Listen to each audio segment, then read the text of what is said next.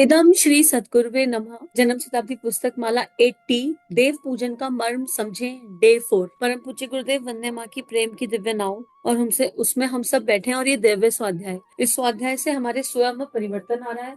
हमारे भीतर बहुत बड़े बड़े परिवर्तन है जिन्हें हम अनुभव भी कर पा रहे हैं और जी भी रहे हैं। इसी क्रम में गुरुदेव हमें भक्ति की दिव्य यात्रा को समझाते हुए पूजन का दिव्य मर्म समझा रहे हैं। गुरुदेव ने अक्षत समर्पयामि का भाव बताया, गुरुदेव ने सबका तत्व ज्ञान दिया। गुरुदेव ने कहा अगर हम अपने अंदर बदलाव नहीं लेकर आएंगे और मात्र ये क्रियाएं करते रहेंगे तो इनका कोई महत्व नहीं होगा। अगर हम अंशदान की ऊर्जा को नहीं समझे, हम श्री भाव की ऊर्जा को नहीं समझे, हम अपना दीपक आप ना बने, धूप बत्ती अगरबत्ती का सही तत्व क्या है उसको नहीं जानेंगे, तो वो सब क्रियाएं हम जीवन प्रयत्न भी कर ले तब भी कोई लाभ नहीं होने वाला। और अगर हमें लाभ चाहिए तो हमें गुरुदेव के वैल्यूज और प्रिंसिपल्स को समझकर अपने जीवन में गुण कर्म स्वभाव आचरण में उतारना है। और इसीलिए ये स्वाध्याय है गुणों की सुगंधी। तो गुरुदेव बता रहे थे कि गुण अपने आप फैलने लग जाते हैं। इसी तरह मित्रों, जब हम चंदन चढ़ाते हैं तो इसका मतलब होता है कि हम अपने व्यक्तित्व से अपने समीपवर्ती वातावरण में उसी तरह से सुगंध बिखेर रहे हैं जिस तरह से चंदन का दरख्त अपने आसपास के छोटे पौधों को अपने समान सुगंधित बनाता चला जाता है। आप जहां कहीं भी रहें और जो भी कोई आपके संपर्क में आए उसे श्रेष्ठ बनाएं। दूसरों को अपनी अच्छाई का फायदा जरूर दीजिए। आप दूसरों को अच्छा जरूर बनाइए। नहीं साहब, हम तो अच्छे रहेंगे किंतु किसी को अच्छा नहीं बनाएंगे। नहीं बेटे, औरों को भी अच्छा बनाना चाहिए जैसा कि चंदन बनाता है। मित्रों, मैं आपको यह समझा रहा था कि आप इस खुशबू को फैलाइए, 1 से 10 के रूप में विस्तृत हो जाइए। आप चंदन के दरख्त की तरह हो जाइए और अपनी खुशबू को दूसरों में फैलने दीजिए। मैं आपसे ये नहीं कह रहा था कि सारी की सारी वस्तुओं का विकास पूजन के पीछे छुपा हुआ है, जुड़ा हुआ है। देव पूजन के सिद्धांत के पीछे समर्पण का दिव्य भाव छुपा हुआ है। लेकिन यहाँ तो हमारा सारा जीवन राक्षस के लिए जुड़ा है। अभी तक हमारा सारा जीवन असुर के लिए, पशु के लिए हमने खर्च किया है। यहाँ परम पूज्य गुरुदेव 2 चीजें समझा रहे हैं। एक तो ये, जैसे चंदन की जो विशेषता है जो मुझे बहुत प्रिय लगती है ना, चंदन चंदन के पास सांप आता है ना तो वो भी मंत्र मुग्ध हो जाता है और अपनी डसने की वृत्ति को छोड़ देता है, उसका विष वहीं के वहीं ठंडा पड़ जाता है। तो अगर हमारे भीतर परम पूज्य गुरुदेव के गुण कर्म स्वभाव जो भी वो वैल्यूज और प्रिंसिपल्स दे रहे हैं वो सब हमारे आचरण में आ जाएंगे तो हमें कहीं से खुशबू बोरो नहीं करनी पड़ेगी। चंदन के पास जो खुशबू है वो उधारी की नहीं है। चंदन के पास जो खुशबू है वो बोरोड नहीं है, वो उसके अपने व्यक्तित्व की है। जब व्यक्तित्व निखरता है तो ये प्रकाश अपने आप फैलता है, ये खुशबू अपने आप आने लगती है। जैसे फूल खिला तो खुशबू आएगी आएगी। तो यहाँ गुरुदेव ये कह रहे हैं कि ऐसा नहीं होना चाहिए कि हमने अपने व्यक्तित्व का परिष्कार तो कर लिया और हमको वो दैव्यता अनुभव भी आ गई, हमको सब कुछ समझ में भी आ गया, पर हमने अपना घर बंद किया, कमरा बंद किया और हम अपनी भक्ति में, अपनी पूजा अर्चना में भगवान के साथ अपने खो गए। और हम देख भी रहे हैं कि सामने कुछ ऐसा हो रहा है जिससे सामने वाले का नुकसान हो। अब हम जजमेंट की दृष्टि पर नहीं है, हम धारणाओं की दृष्टि पर नहीं है, करुणा की दृष्टि पर है, भावनाओं की दृष्टि पर है, श्रेष्ठता की दृष्टि पर है। और यहाँ पर एक डिवाइन एनर्जी का भीतर जागरण होता है जिसे कहते हैं प्रेम की ऊर्जा, प्रेम की दिव्य ऊर्जा, जिसमें सबके प्रति प्रेम होता है, करुणा होती है, संवेदना होती है। ऐसे में हमें किसी को ज्ञान वाचा करके नहीं समझाना पड़ेगा, हमको किसी को व्याख्यान देके नहीं समझाना पड़ेगा, पर जो लोग हमारे आसपास आएंगे वो हमारे व्यवहार में वो चीज पाएंगे कि वो अपने आप कनेक्ट होते चले जाएंगे, ऑटो पायलट मोड पर कनेक्ट होंगे।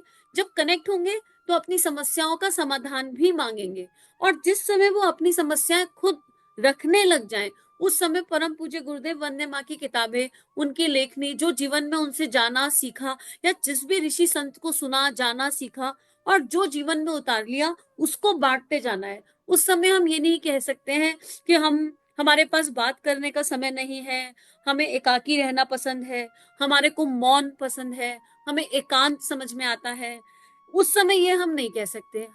हम जाकर लोगों को ढूंढने हम नहीं जा रहे हैं कि हम एक एक को ढूंढेंगे और बदलेंगे, क्योंकि हम बदलेंगे युग बदलेगा।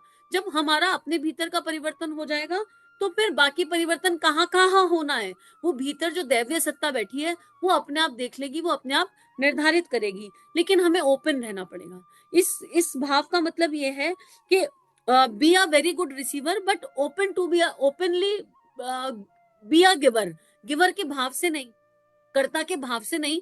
पर अब परम पूज्य गुरुदेव इतना स्वाध्याय लिख गए, इतनी लेखनी लिख गए, अगर परम पूज्य गुरुदेव को आपके हमारे जैसे बच्चे ना मिले जिन पर वो इतना काम कर रहे हैं, परम पूज्य गुरुदेव की कृपा ही है कि जीवन बदल रहा है। अब इस कृपा को क्या अकेले अकेले इसका अमृत पी लें? क्या इस कृपा का स्वाद, इसका रस अकेले अकेले ले लें? जबकि हमारा गुरु आंचल फैलाकर बार बार ये कहता है कि बेटा जो तुमको अच्छा मिला उसे बांट दो, पहले जीवन में उतारो और फिर बांट दो। तो बांटने का जो सबसे बढ़िया तरीका है वो है अपना आचरण। हमारे व्यवहार में परिवर्तन आता चला जाए तो आसपास हमारा औरा मंडल परम पूज्य गुरुदेव ऐसा कर देंगे कि समझ लो गुरुदेव ही भीतर आकर बैठ गए, वो दैवीय सत्ता ही भीतर आकर बैठ गई। फिर उन्हें जिससे जोड़ना है वो अपने आप जोड़ते चले जाएंगे। लेकिन गुरुदेव कह रहे हैं आप ये करेंगे कैसे? अभी तो राक्षसी जीवन है, अभी तो राक्षसी सोच है और असुर और पशु के लिए जीवन खर्च कर रहे हैं। अगर चंदन बनेंगे नहीं तो ये हो पाएगा नहीं। अगर चंदन बनने का मतलब यही है अपना खुद की खुशबू, और अगर चंदन नहीं है तो फिर सुना सुनाया ज्ञान बोलने से, सुना सुनाया करने से कुछ नहीं होगा कि यहाँ से कुछ सुना और वहां पे बता दिया, फिर वहां से कुछ सुना यहाँ बता दिया, फिर यहाँ से कुछ पढ़ा कहीं और बोल दिया। पढ़े हुए को बोलने की बात, पढ़े हुए को दुनिया को समझाने की बात नहीं करी जा रही है, क्योंकि उसमें तो फिर अपना ही विकार नजर आएगा बार बार। अब गुरुदेव देवी देवताओं का मर्म समझाते हुए कह रहे हैं क्या होता है देवी देवता? देवत्व का अर्थ होता है श्रेष्ठताएं। देवता कहाँ रहते हैं? बेटे हमें मालूम नहीं कि कहाँ रहते हैं। हम एक बार कैलाश पर्वत पर थे तो मरते मरते बचे थे। देवता कह रहते हैं पीपल के पेड़ पर रहते होंगे। अच्छा तो चलिए दिखाइए। नहीं साहब, वहां तो देवी रहती है, देवता नहीं। कहाँ रहती है? महाराज जी वह तो नगरकोट में रहती है, कलकत्ता में रहती है। अच्छा तो वहीं चलो, मैं तो कलकत्ते देख आया, वहां काली जीभ निकालकर चिढ़ा रही थी। किसी स्टूडेंट ने पूछा था क्यों साहब, काली देवी जीभ निकालकर क्यों चिढ़ाती है? अरे भाई, जीभ निकालना उनका शौक है। महाराज जी एक देवी नगरकोट में रहती है, मेरे बाल बच्चों का मुंडन वहां होगा। अच्छा बेटे, तेरी कुल देवी कहाँ रहती है? महाराज जी मेरी बाड़मेर में, मेरी जैसलमेर में, और सबकी अलग अलग जगह। तो वहां क्या करेगा? वहां जाकर के बच्चे का मुंडन कराऊंगा। कहीं और करा ले। नहीं महाराज जी, मेरी देवी नाराज हो जाएगी। क्या कहेगी तेरी देवी बेटा?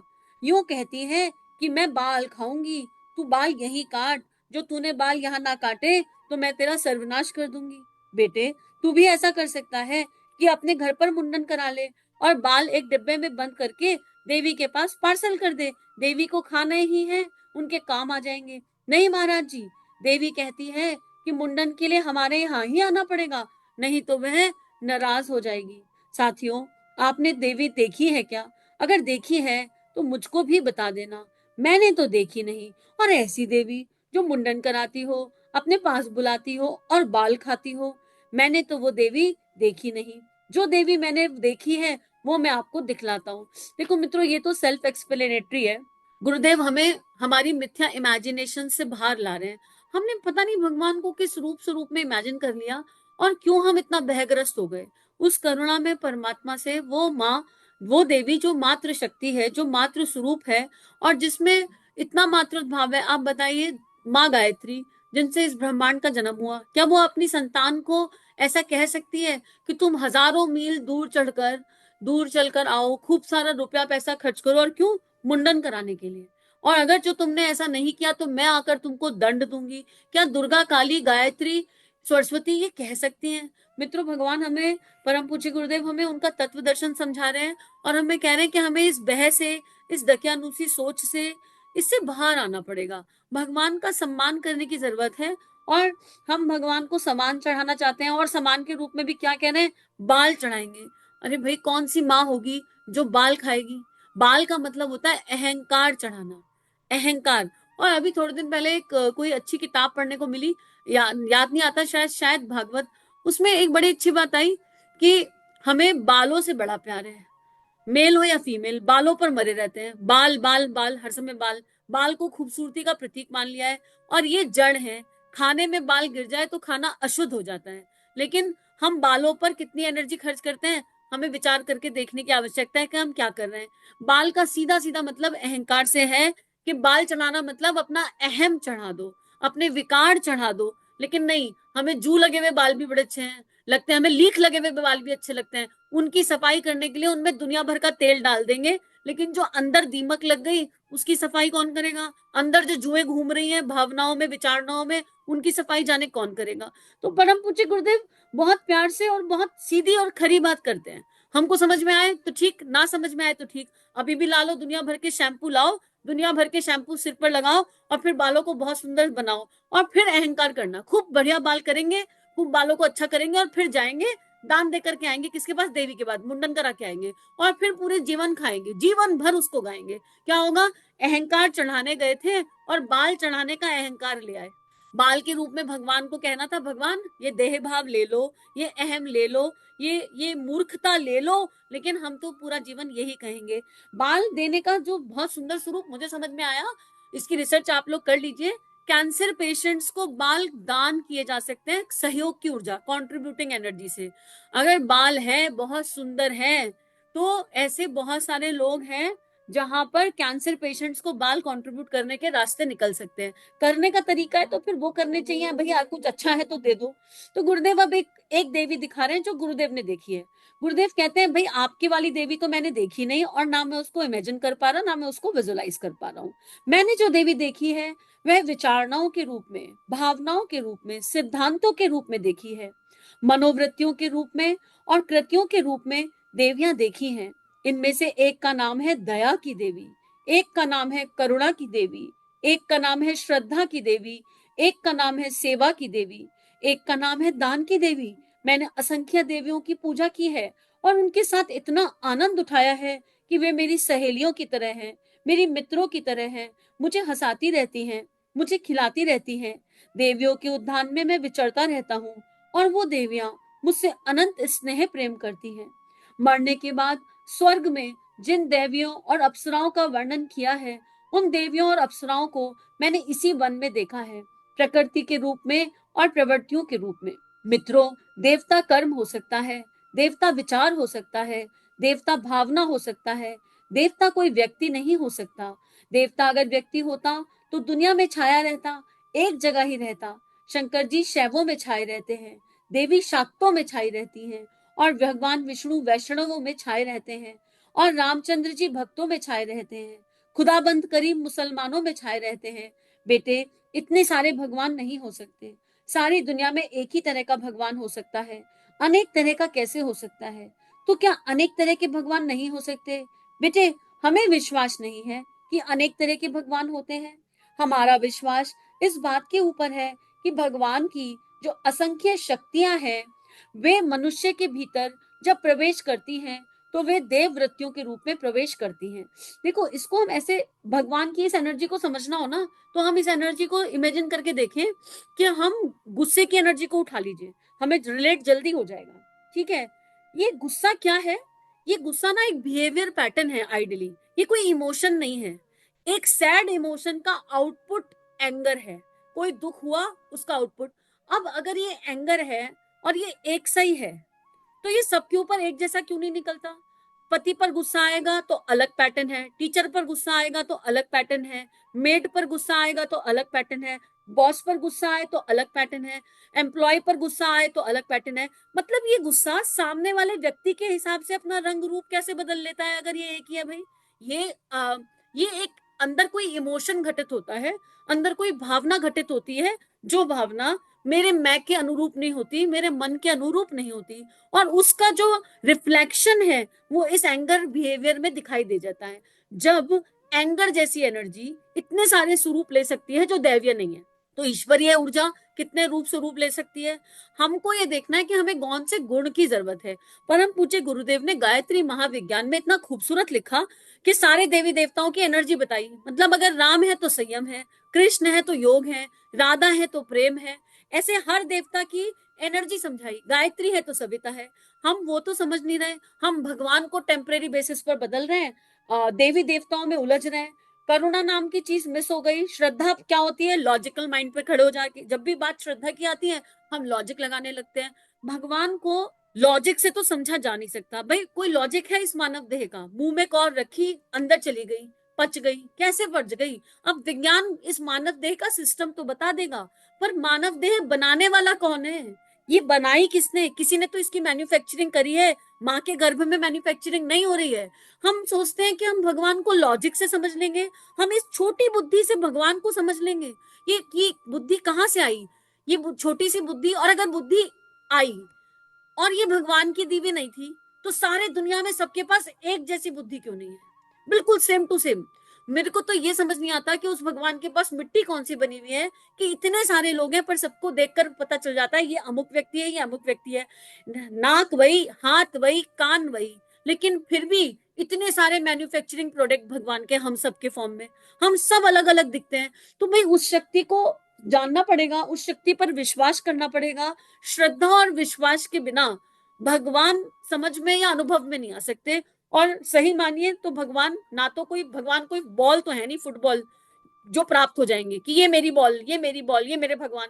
अरे रामचंद्र जी भगवान है तो क्या रामचंद्र जी मेरे हाथ में आ जाएंगे? हम रामचंद्र जी के छोटे छोटे विग्रह बना के तो रख सकते हैं, पर उनको अपनी जेब में संभाल के नहीं रख सकते। तो फिर उस विग्रह के प्रति या तो श्रद्धा व्यक्ति बिल्कुल ऐसी हो जैसे ठाकुर की काली के प्रति थी, जैसे माँ मीरा की गिरधर के प्रति थी, वो तो हमसे होती नहीं। अगर आज गुरुदेव हमारे सपने में आकर कहे चलो आज तुम मेरे फोटो के आगे बैठो, और तुम मेरे फोटो के आगे बैठो और तब तक हिलना मत जब तक मैं भोग लगा ना लूं, मैं प्रकट होकर खाना खाऊंगा, भोग लगाऊंगा। हम में से कितने टिक्के बैठ जाएंगे, कभी वॉशरूम लग जाएगा है, कभी कोई काम याद आ जाएगा। वो श्रद्धा भक्ति नहीं है, हम अपने ही विजन को झुटला देंगे। अरे नहीं गुरुजी ऐसे थोड़ा ना कह सकते हैं, गुरुजी तो ज्ञान की बात करते हैं, गुरुजी तो विचारों की बात करते हैं। अरे गुरुजी के सामने भी दादा गुरुदेव प्रकट तो हुए थे ना, पर परम पूज्य गुरुदेव ने उस आधार पर जीवन जिया कि नहीं जिया? वो गुरु जो सूक्ष्म के आधार पर जीवन जी रहा है, अगर वो हमें स्वप्न में आकर भी कह दे तो हमसे हो नहीं पाएगा। हम 5 घंटे में नहीं बैठ पाएंगे। संसार याद आ जाएगा, बच्चों का टिफिन याद आ जाएगा, ऑफिस याद आ जाएगा, सब कुछ पूरी दुनिया का याद आ जाएगा। ऐसे में कहाँ से भगवान समझ में आएगा, कहाँ से प्राप्त होगा? और अपना काम होगा तो देवी को बाल खिलाएंगे। इतना स्वार्थ बढ़ गया कि अपना काम होगा तो देवी को बाल खिला देंगे और जाने क्या क्या खिला देंगे। हमारे को ये नहीं पता कि हम किस हद तक जा सकते हैं इस स्वार्थ की पूर्ति के लिए। इसकी कोई लिमिटेशन नहीं है। कहीं पर कबूतर की बलि देंगे, कहीं पर गाय की बलि देंगे, कहीं पर इसकी बलि देंगे, कहीं पर उसकी बलि देंगे, पर खून पसीना नहीं बहा सकते। भगवान मांग रहा है खून पसीना, देने को तैयार है। बस गुरुदेव यही पूछ रहे हैं। भगवान कह रहा है श्रम करो, पसीना बहाओ और अपने खून में जो गंदगी मिल गई है इसको दूर हटाओ। इतना परम पूज्य गुरुदेव कह रहे हैं और इतना समझा रहे हैं। इतनी बात हो गई तो फिर सारे भगवान पीछे पीछे घूमेंगे। गुरुदेव एक कई जगह ये भी लिखते हैं कि बेटे भगवान वो शक्ति है कि इंसान में अगर पात्रता आ जाए तो भगवान पीछे पीछे घूमता है। गायत्री माता गुरु जी के पीछे पीछे घूमती थी, गुरु जी नहीं गायत्री माता के पीछे पीछे घूमते थे। और हम लोग तो वो सौभाग्यमान है जो कुछ कर नहीं रहे, तब भी गुरुजी हमारे पीछे पीछे घूम रहे हैं। अरे सुधर जाओ, तुम में बहुत क्षमता है, तुम में बहुत शक्ति है। गुरुजी पीछे पीछे घूम रहे हैं। अब हम गुरुजी की तरफ मुख कर ले और उनके वैल्यूज और प्रिंसिपल्स को जीवन में फॉलो कर ले तो सारे भगवान आसपास दिखाई देंगे और नजारे बदल जाएंगे। जब नजर बदलती है तो नजारे बदल जाते हैं। तो आइए आज संकल्प लें कि अपनी नजरें बदल लेंगे ताकि हमारे आसपास के नजारे बदल जाए और हमें हर और खूबसूरती नजर आए। इदम श्री सद्गुरुवे नमः। इन दिव्य भावनाओं को, परम पूज्य गुरुदेव की इस लेखनी को विश्वव्यापी बनाने के लिए सभी को बहुत बहुत आभार। 21वीं सदी उज्जवल भविष्य, जन जन में देवत्व का जागरण, आत्म सुधार समाज की सबसे बड़ी सेवा, अपना दीपक आप बनो। जी हाँ, ये सारी बातें हमें सिखाई आचार्य पंडित श्री राम शर्मा ने। परम पूज्य गुरुदेव की लेखनी ने इस जीवन को एक नई राह दी, आनंद दिया और अब उनकी लेखनी को जन जन तक ले जाना यही मात्र एक उद्देश्य है। इसमें आपकी सहायता की आवश्यकता। आइए इस लेखनी को विश्वव्यापी बनाएं, जन जन तक इसको लेकर जाएं। चैनल को लाइक कीजिए, सब्सक्राइब कीजिए और सभी से शेयर कीजिए। इदम श्री सद्गुरुवे नमः।